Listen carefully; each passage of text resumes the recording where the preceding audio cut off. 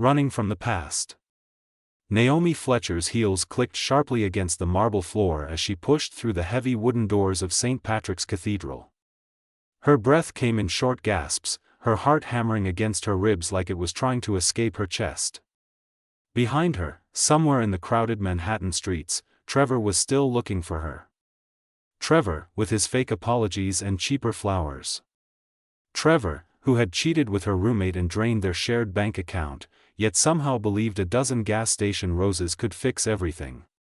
The cathedral was cool and quiet, a stark contrast to the chaos of Fifth Avenue outside. Afternoon light filtered through the stained glass windows, painting the stone floor in blues and golds. Naomi pressed her hand to her chest, willing her racing heart to slow down. She had 3 blocks head start on Trevor, but she needed to disappear completely. She could not handle another conversation where he pretended the past 3 months of silence never happened. Finding sanctuary. Scanning the mostly empty cathedral, Naomi spotted a row of dark wooden confessional booths along the side wall. Without thinking, she hurried toward them and pulled open the first door she reached. The space inside was cramped and dim, smelling of old wood and decades of whispered secrets. She slid onto the small bench and pulled the door shut, finally allowing herself to breathe. That was when she heard the voice from the other side of the partition. "Are you running from the law, or just a really bad date?" Naomi jumped, nearly hitting her head on the low ceiling. Her hand flew to her chest as she leaned closer to the decorative screen separating the 2 sides of the confessional. "Who are you?" "Someone else who needed a hiding spot," came the reply. The voice was deep and smooth, nothing like any priest she had ever heard. There was amusement in his tone, a hint of something playful. "Though I have to say, you burst in here like someone running from a crime scene." "I'm guessing it's your ex," he continued when she did not respond immediately. "The way you came flying through that door had desperation written all over it." Confessions between strangers. Naomi tried to see through the screen, but could only make out a vague silhouette of broad shoulders and dark clothing. "You're not a priest," she said, more statement than question. "Observant." She could hear the smile in his voice. "No, definitely not a priest. Just a guy hiding in a confessional booth." "Hiding from what?" "My wedding, actually." The answer was so casual, so matter-of-fact, that Naomi almost laughed. "You're hiding from your own wedding? In a church? Ironic, right?" His tone turned dry. "The ceremony is supposed to start in about 20 minutes. I should be standing at an altar 2 blocks from here, marrying a woman I barely know. A business arrangement dressed up as romance. So I walked out the side door while everyone was fussing over flower arrangements, and ended up here." Naomi forgot about Trevor for a moment. "So you just left? Just walked away?" "Walked purposefully," he corrected. "There's a difference. And before you judge me, tell me your story. Why are you hiding in a confessional from your ex?" "The truth comes out." She hesitated, then figured if he could be honest with a stranger, so could she. "Because he's delusional. He thinks 3 months of silence followed by cheap roses counts as an apology. He cheated on me, lied to me, stole $1,200 from our joint account to buy his girlfriend a necklace, and now he wants a second chance." Silence from the other side. When he finally spoke, his voice had an edge to it. "Some people don't deserve second chances." "Agreed," Naomi said quietly. "And some people don't deserve to be pawns in business deals." Another pause, but this one felt different. Comfortable, somehow. Like the universe had put 2 lost people in the same absurd place at exactly the right time. "What's your name?" he asked. Naomi considered lying but decided against it. "Naomi. Naomi Fletcher." "Nice to meet you, Naomi Fletcher." "I'm Blake." "Just Blake?" "Just Blake," he confirmed. "No last names, no histories, no consequences. You're a girl hiding from her ex." I'm a guy hiding from his wedding. Simple. An impossible proposal. They talked for what felt like hours but was probably only 30 minutes. Blake told her about growing up in the Hamilton mansion with 16 rooms and empty hallways, about his younger brother Derek who was perfect at everything their father demanded, about his mother who had once been an artist before marrying into the Hamilton family and giving up her dreams. Naomi shared her own story about law school, crushing student debt, the tiny apartment she could barely afford, and Trevor who had seemed charming until he stopped trying. "Do you think they've noticed you're missing?" Naomi asked eventually. "Oh, absolutely. My best friend is probably having a panic attack right now. My mother is likely fainting dramatically into someone's arms. She loves a good scene. And the bride? Probably relieved, honestly. She didn't want this either. We've talked maybe 5 times, all about seating charts and cake flavors. This wedding was never about us. It was about merging 2 family businesses." Naomi shook her head even though he could not see her. "That's medieval." "That's business," Blake said, and she heard the weight of expectation in those 2 words. "My father built an empire. I'm supposed to maintain it. Marriage to the right family means stability, investors, power. Love is optional. Obedience is not. The question that changes everything." "I'd rather be poor and free than rich and caged," Naomi said firmly. "Easy to say when you've never truly been poor." She bristled. "I am poor. Right now, I'm at 0. But at least I'm not marrying someone I don't love." "Touché." He sighed. "You win that argument." "I'm a lawyer," Naomi said. "I usually do." A pause. "You're a lawyer?" "Corporate. Junior associate, mostly. I review contracts and fetch coffee, but technically, yes, I'm a lawyer." "And yet you ran to hide in a church instead of threatening your ex with a restraining order." Naomi laughed despite herself. "I'm on my lunch break. Give me a break." The conversation should have felt strange, talking to a mysterious man through a confessional screen. But instead, it felt natural. Real. Like 2 people finally being honest after years of performing for everyone else. "Come with me," Blake said suddenly. Naomi's breath caught. "What?" "Come with me. We'll walk out of here together, get in my car, and just drive. No plan, no destination. 2 people choosing themselves for the first time in years. That's crazy. Is it? You're hiding from your ex. I'm hiding from a wedding. We're already running. Why not run together?" Her rational mind screamed that this was insane. She did not know him. Did not even know his last name. But her heart, that foolish, hopeful thing, was already reaching for the door handle. "This is completely insane," she whispered. "Completely," he agreed. "Meet me at the side exit in 30 seconds. She heard his door open, heard footsteps moving away. Naomi sat frozen for exactly 3 seconds. Then she grabbed her purse, pushed open the confessional door, and stepped out into the cathedral. She saw him immediately. Tall, dark suit, moving with the confidence of someone who had never had to apologize for taking up space. At the door, he turned around. For the first time, Naomi saw his face. Sharp cheekbones, dark hair slightly messy, intense eyes that seemed to see right through her. He raised an eyebrow. A challenge.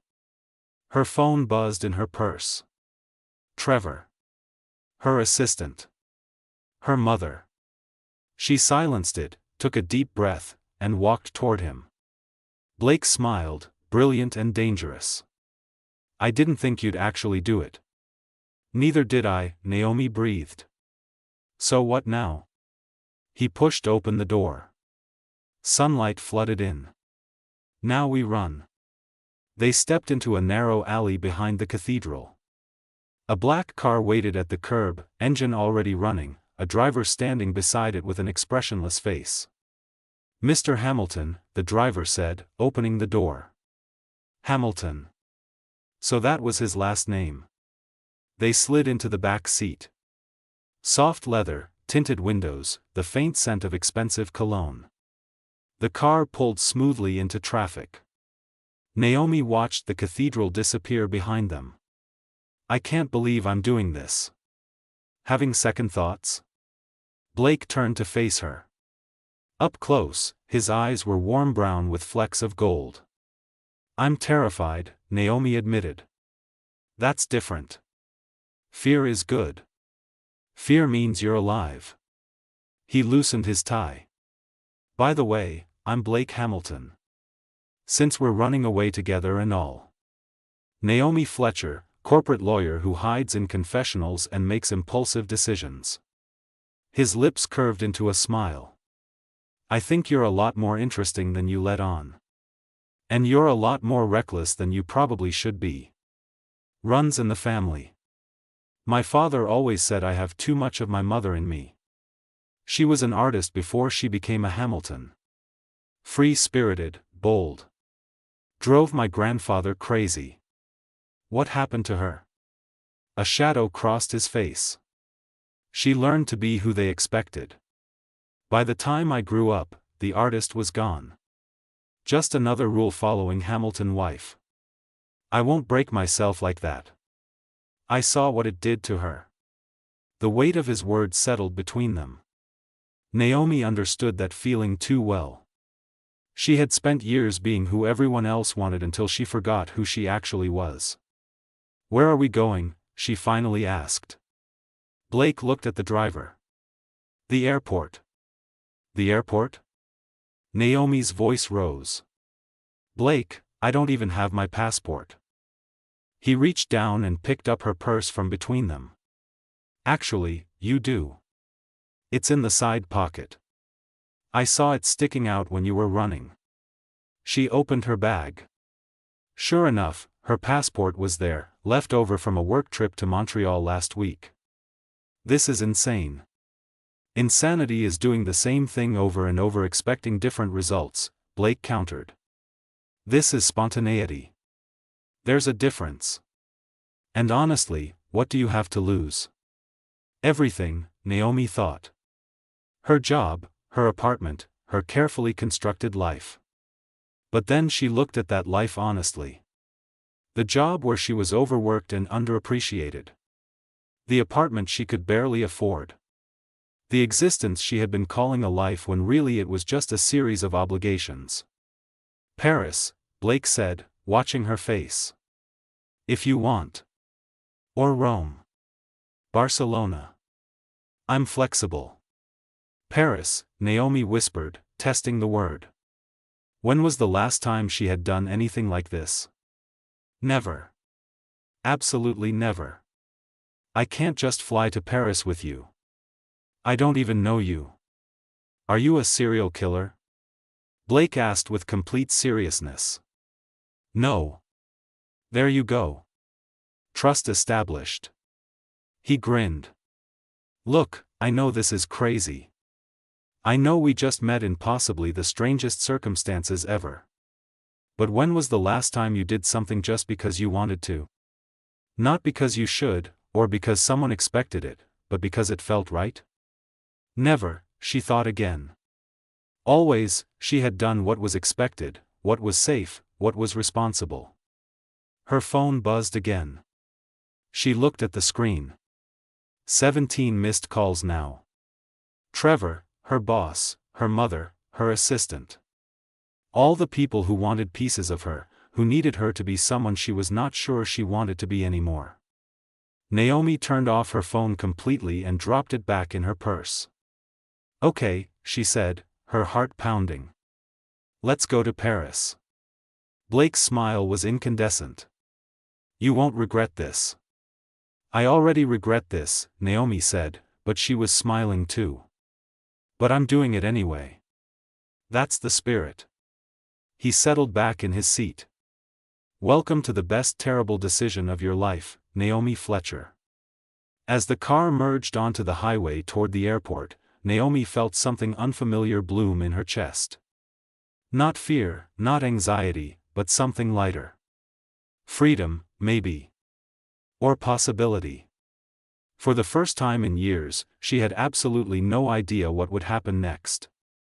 And somehow, that felt exactly right. Crossing the ocean, the airport terminal buzzed with life as Blake moved through the crowd like he owned the place.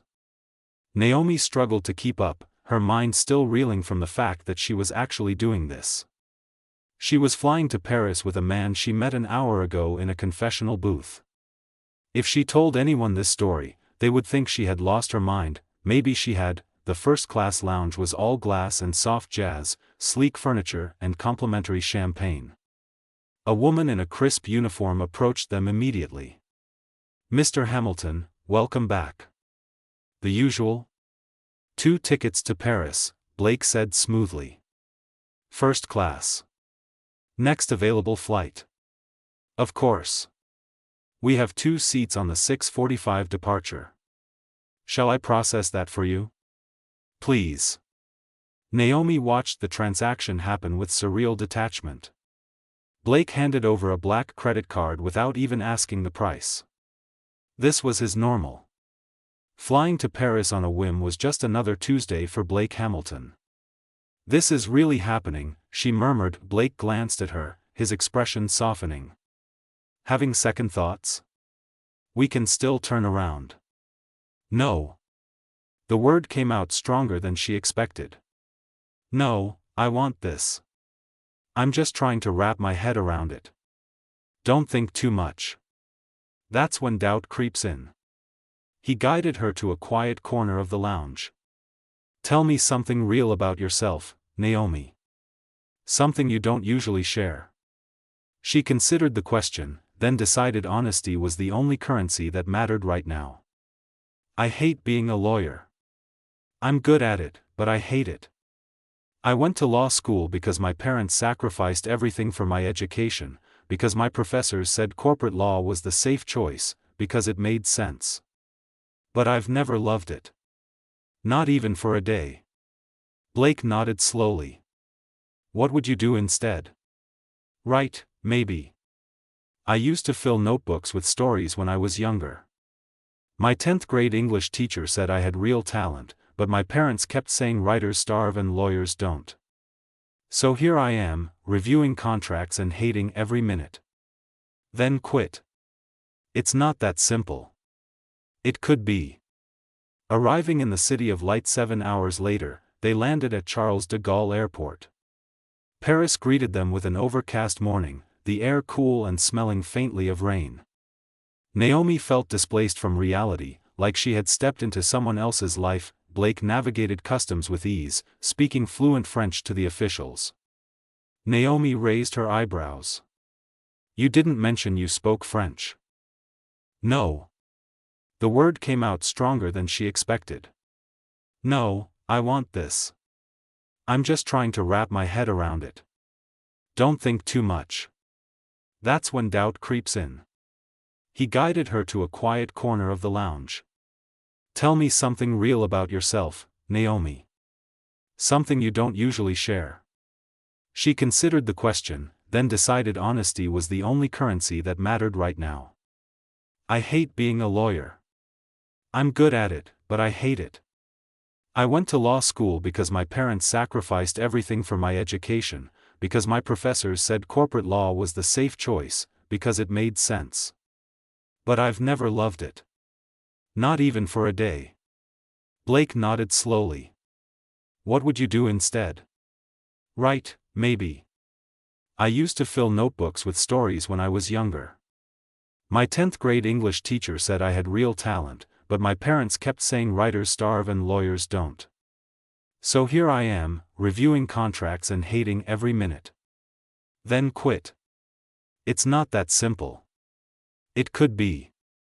Arriving in the City of Light 7 hours later, they landed at Charles de Gaulle Airport.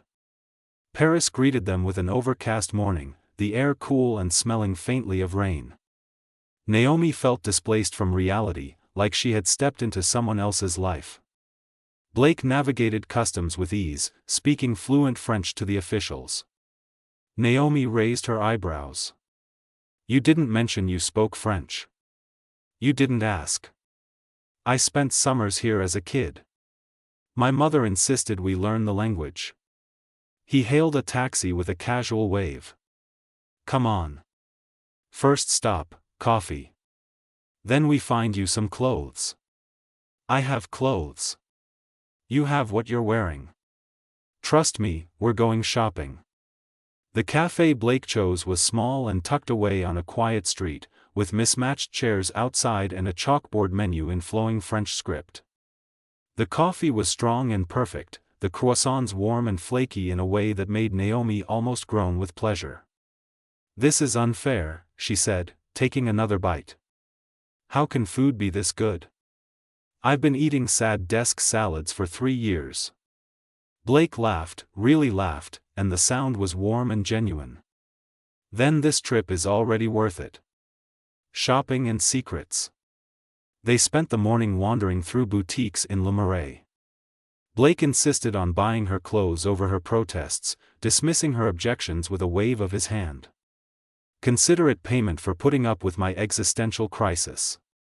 Extremely expensive therapy.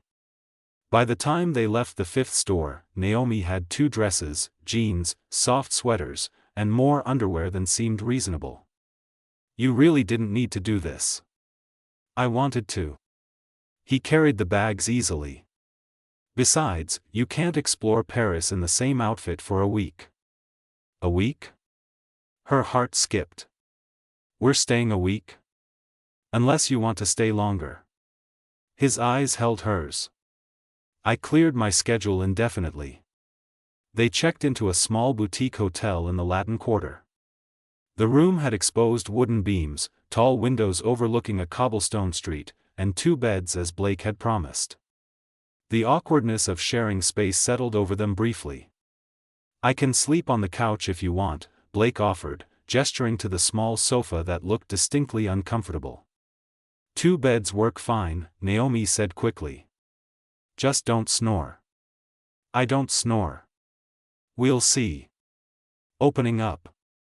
They spent the afternoon walking along the Seine, watching boats glide past and street musicians play for coins. The city felt magical in a way Naomi had only read about in books. Everything was beautiful and old and alive with history. Do you ever think about how different your life would be if you had made different choices? Naomi asked as they paused on a bridge. Every single day, Blake admitted. But thinking doesn't change anything. Only action does. That's why we're here. His phone rang. He looked at the screen and his whole body tensed. My father. Are you going to answer? He stared at the phone for a long moment, then accepted the call. Dad.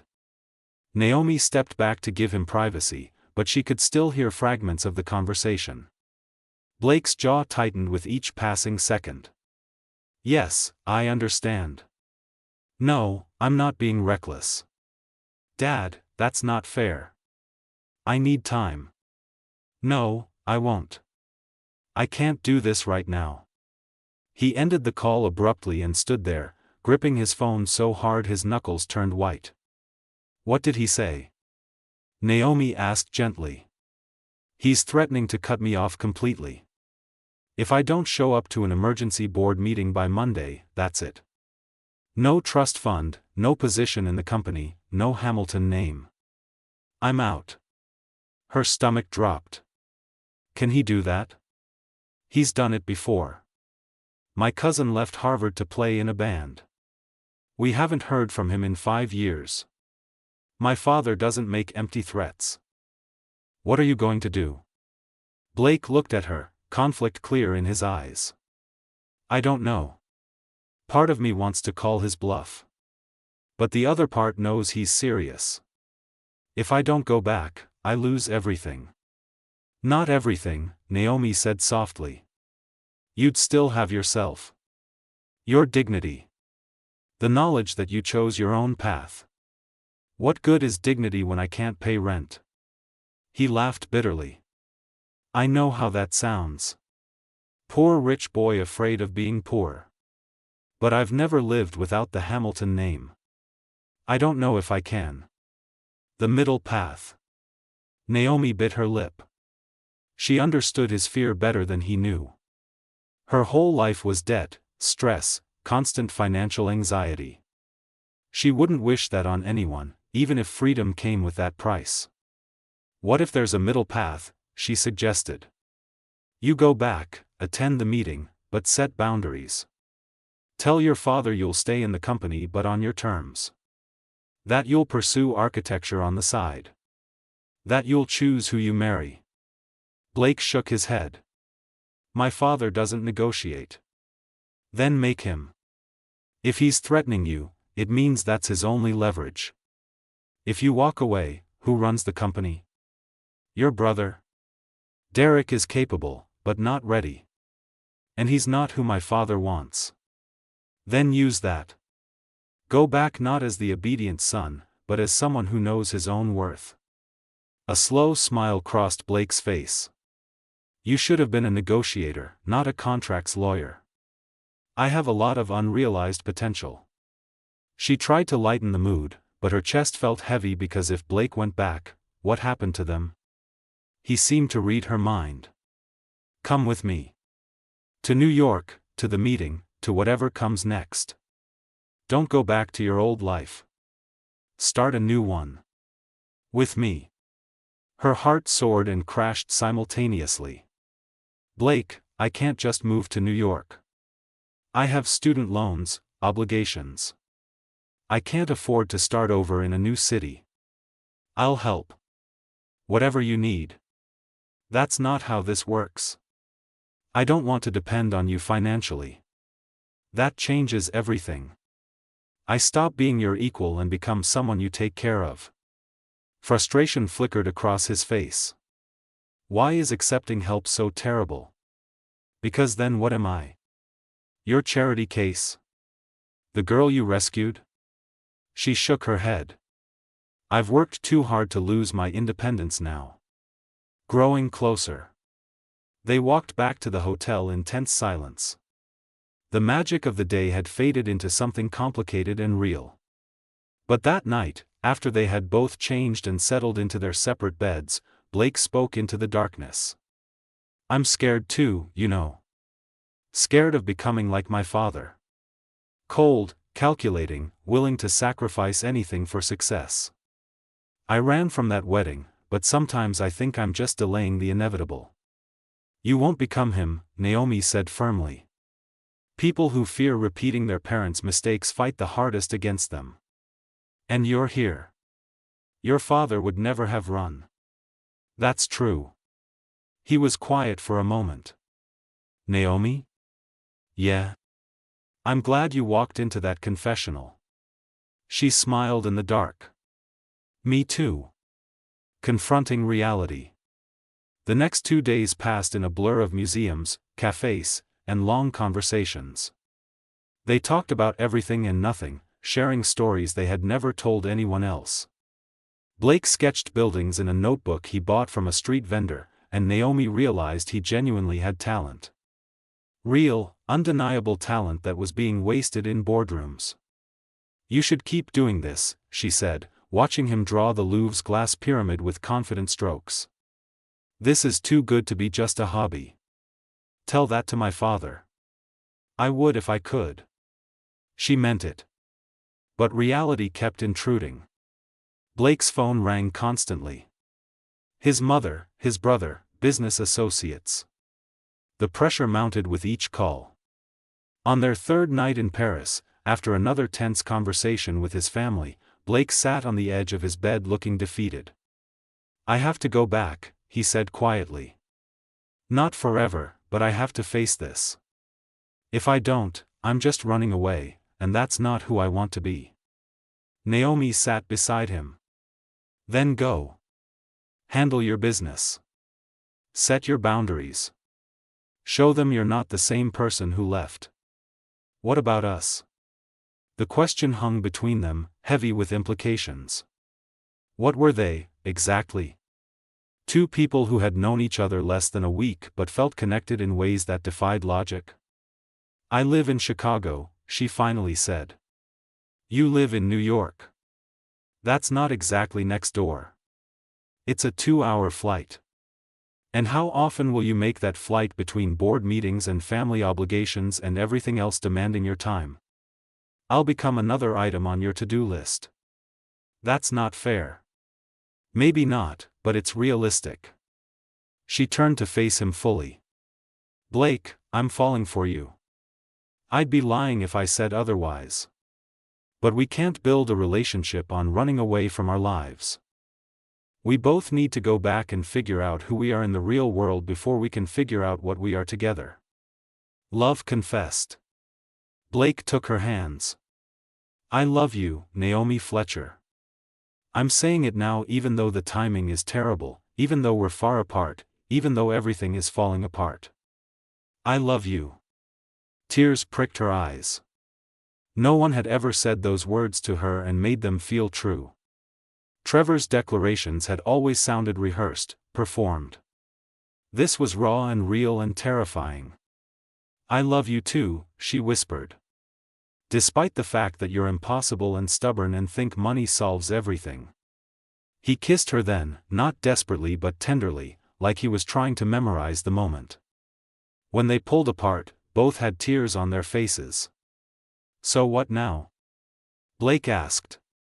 Now we go home. You deal with your family. I figure out my life.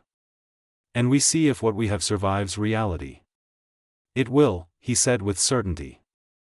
This isn't just some Paris fantasy. What we have is real. I hope you're right. That night, they fell asleep in the same bed, fully clothed, just holding each other. No passion, just presence. Naomi listened to his heartbeat and tried not to think about how soon she would hear only silence. The return. Blake booked their flights home the next morning. His to New York, hers to Chicago. Different departures, different times, like the universe was emphasizing the distance between their worlds. Their last day in Paris was quiet.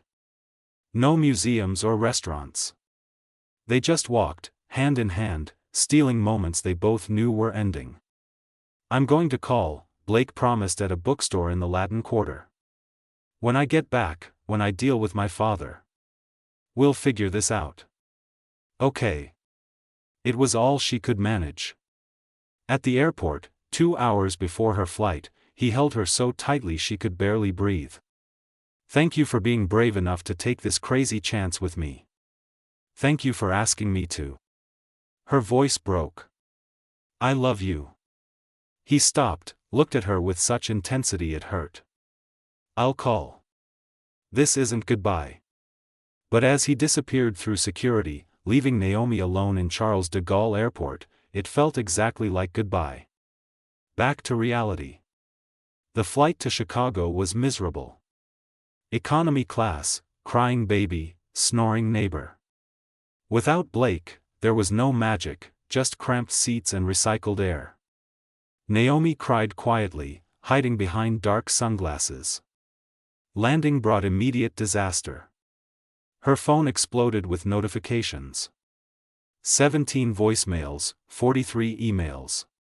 A termination notice from her firm, effective immediately. Trevor had apparently filed a missing persons report before canceling it when her credit card showed activity in Paris. Her mother had called everyone from her college roommate to her dentist. Standing in her tiny apartment, surrounded by the life she had run from, Naomi felt the weight of reality crush down. Her phone rang. Blake. Hey, she answered, trying to sound normal. I just landed. Wanted to make sure you made it okay. Yeah. My apartment is just as depressing as I remembered. The words tumbled out. Blake, I got fired. Trevor tried to file a missing persons report. My mother thinks I'm having a breakdown. My landlord says I'm being evicted in 2 weeks because I missed rent. Silence on the line. Then carefully, let me help. Just with rent, to give you breathing room. Pride warred with desperation. She wanted to say yes. Needed to say yes. But she couldn't. I can't. Why not? Because the second I take your money, everything changes. You become my savior instead of my partner. I don't want that. Then what will you do? She looked around her apartment at the particle board shelves, the stained ceiling, the stack of unpaid bills. I don't know. But I'll figure it out. I always do. You don't have to do this alone. Yes, I do. Don't you see? I need to stand on my own before I can stand beside you. Blake exhaled heavily. This is the stupidest thing I've ever heard. Maybe. I love you, Naomi. His voice cracked. I'm saying it again even though everything is terrible and we're far apart and nothing makes sense. I love you. She couldn't say it back. Not now, not when everything was falling apart. I need to go. I need to handle all this. Call me when you're ready. When you figure out what you want. I'll wait. Don't wait. Live your life. You are my life. The line went dead. Naomi stood in her empty apartment, phone pressed to her chest, and let herself completely fall apart, survival mode. The next 6 weeks were brutal. Naomi took every job she could find. Temp paralegal positions, document review gigs, hourly contract work. It was mind-numbing and exhausting, far below her skill level, but it kept her afloat. Barely. She avoided her mother's calls, sent brief texts to concerned friends, and absolutely did not check Blake's social media. She knew if she saw one photo of him at some charity gala or business function, her fragile resolve would shatter. Trevor tried contacting her once. She blocked his number immediately. That, at least, was easy. Not calling Blake was torture. Every night she hovered over his name in her contacts, finger trembling over the call button. Then she would lock her phone and force herself to sleep. He said he would wait, but she couldn't let him put his life on hold for someone who could not even keep a steady job. An unexpected offer. 6 weeks and 3 days after Paris, an envelope arrived. Thick, expensive paper. A New York address she did not recognize. Inside was a single sheet on Hamilton Enterprises letterhead. Her hands shook as she read it. Dear Miss Fletcher, we are pleased to offer you the position of Senior Legal Counsel at Hamilton Enterprises' new Chicago office. The salary listed made her sit down hard. It was significantly more than her old job. Enough to pay off her student loans in a few years.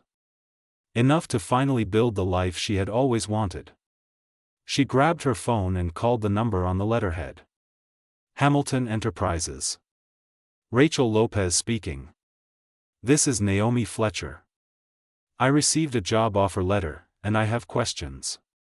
Starting with why you're offering a job to someone who was fired from their last firm and whose resume currently looks like a disaster. A brief pause. Your resume is excellent, Miss Fletcher. You come highly recommended by Mr. Derek Hamilton based on your work and reputation. Blake's brother recommended me. She said it flatly, not as a question. I'm not privy to executive discussions, Miss Fletcher, but I can assure you the offer is genuine and based on merit. We truly need someone of your caliber. Naomi almost hung up. This had Blake written all over it. An attempt to help disguised as a career opportunity. But then another thought occurred to her, far more troubling. What if Blake had not just gotten her a job, but had convinced his father to open a Chicago office specifically because that was where she lived? Can I have some time to think about it? Of course. We need an answer within 2 weeks. Naomi ended the call and immediately booked a flight to New York using her last credit card points. If this was Blake's doing, she needed to hear it from him directly. Confrontation. Hamilton Enterprises occupied a gleaming tower in Midtown that seemed to challenge the sky itself. The lobby was all marble and modern art. Naomi gave her name at reception, said she had business with Blake Hamilton, and added that if he would not see her, she would make a scene they would all remember. The receptionist's eyes widened. She made a quick call, hung up, and said, "He'll see you. 34th floor." Blake's assistant, an elegant woman in her 40s, looked up as Naomi exited the elevator. "Can I help you? I need to see Blake Hamilton. Now. Do you have an appointment?" "No, but tell him Naomi Fletcher is here. If he doesn't see me, I will make this extremely awkward for everyone." The assistant picked up her phone, spoke quietly, and hung up looking mildly impressed. "He'll see you. Go ahead in." Naomi pushed through the door. Blake stood behind an enormous desk, phone to his ear, wearing a perfectly tailored suit. He looked every inch the executive, except for the way his face transformed when he saw her. He ended his call mid-sentence. "Naomi. Did you create this job for me?" No greeting. Just the question that had been tearing her apart. His jaw tightened. "Hello to you too. Answer the question. Did you manufacture a position specifically to get me to move closer to you?" He came around the desk slowly, like each step might trigger an explosion. "The Chicago expansion has been discussed for months. I suggested accelerating the launch. And yes, I recommended you because you're talented, smart, and perfect for the role. So you bent company strategy around me. I made a sound business decision that happens to benefit both of us." Naomi laughed, short and bitter. "That's not fair and you know it." "Fair?" His voice rose, emotion breaking through. "What's not fair is you disappearing for 6 weeks without a single call. I told you I loved you. I said I'd wait. And you just erased me, Naomi. I needed time to get my life together. And have you? Is everything fine now?" He gestured at the job offer she still clutched. "Because I'm looking at this, and it seems like you're still struggling. But you won't let me help. You won't take the job. You won't even call. What do you want from me?" "The truth hurts. I want you to see me as an equal, not a problem you need to fix." "I do see you as an equal." "No, you see me as someone to rescue. The job, offering to pay my rent, all of it. You're trying to fix me. I'm trying to love you." His voice cracked. "You're so terrified of needing anyone that you'd rather fight alone than accept help from someone who cares about you." The accusation hit like a physical blow. "That's not fair. Isn't it? You ran from Trevor because he was weak. Now you're running from me because I'm too strong. When will you stop running and let someone love you?" Tears burned her eyes. "I'm scared of losing myself. My whole life I've tried to prove I don't need anyone, that I'm enough on my own. If I take your help, if I let you in completely, what happens when you leave? When you decide I'm not worth the effort?" Blake stepped closer and gently took her face in his hands. "I'm scared too. I'm terrified I'm too much like my father, that I'll hurt you without meaning to, that I'll choose work over you. That I'm fundamentally incapable of being the partner you deserve. Then maybe we're both too broken for this. Or maybe we're broken in exactly the right ways." He kissed her, not gently but desperately, like he was trying to say through touch what words could not express. Naomi kissed back, clutching his jacket, and 6 weeks of loneliness and love and fear poured out between them. When they finally broke apart, both breathing hard, Blake pressed his forehead to hers. "Take the job if you want it, if the terms are right, if it helps your future. If it doesn't work for you, turn it down. But please don't reject it just because I was involved. And please don't push me away because you're afraid. Making choices. What if I take it and we try this and it doesn't work? Then I'm in a city where my ex-boyfriend is also my boss. I'm not your boss. You'd report to the Chicago office director. I'm in New York. We'd just be employees of the same company. That's still complicated. Life is complicated. Love is complicated. He stepped back, giving her space. I've spent my whole life following someone else's plan. I don't want to do that anymore. I want you. I want to build something real with you. But I can't force you to want the same thing. Naomi looked at him, really looked. Not at the polished businessman, not at the runaway groom. Just at Blake, vulnerable and scared but fighting for what mattered to him. I love you, she said quietly. I loved you in Paris. I love you now. And yes, I'm terrified of getting this wrong. But I'm tired of being so afraid that I miss out on everything good. Blake's smile was brilliant and real. Say that again. I love you, Blake Hamilton, even though you're impossible and stubborn and think you can solve everything with money. And I love you, Naomi Fletcher, even though you're too independent and make everything harder than it needs to be.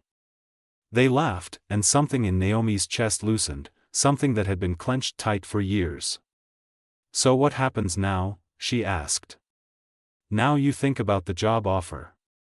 Really think about it, not as something I arranged but as a real opportunity. And I try to stop managing your life and trust you to make your own decisions. And us? We try. For real this time. No more running, no more hiding.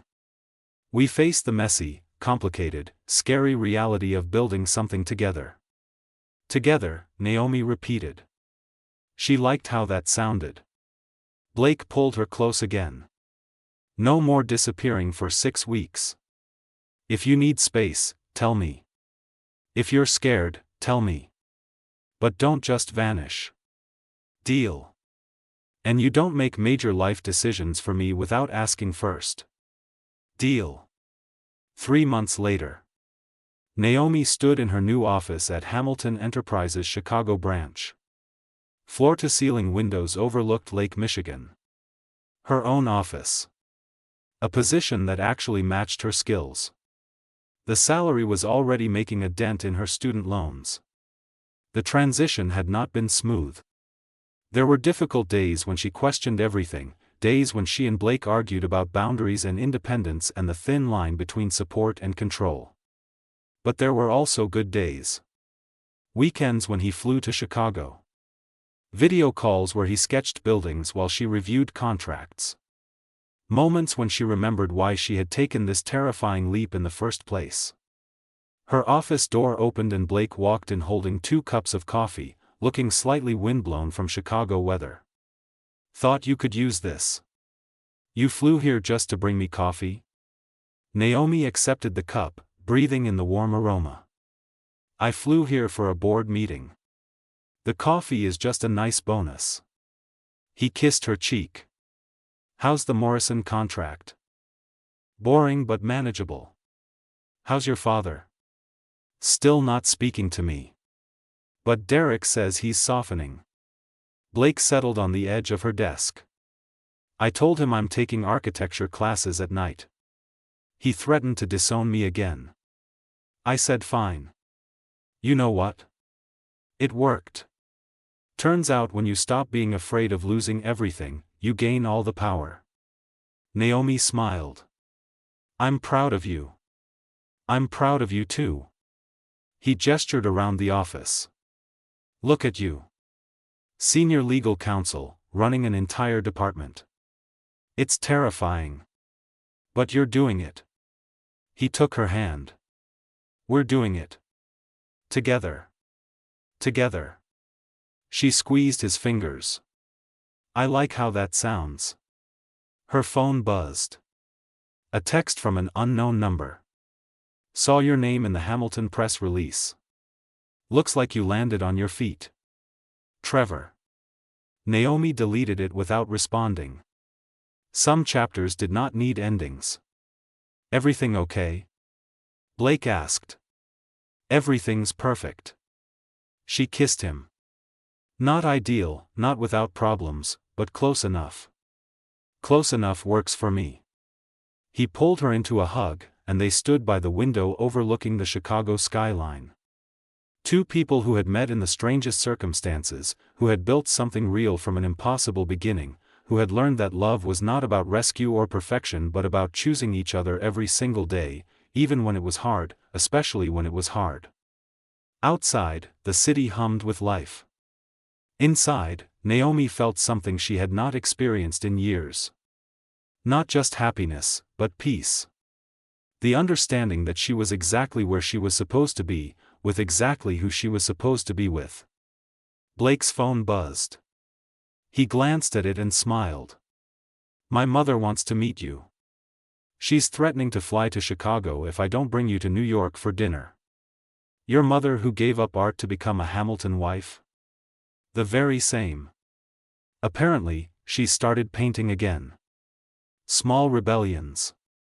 He looked at Naomi with warmth in his eyes. "I think she'd like you. You inspire rebellion." "Is that a compliment?" "The highest one I can give." Naomi laughed, and the sound felt free and genuine.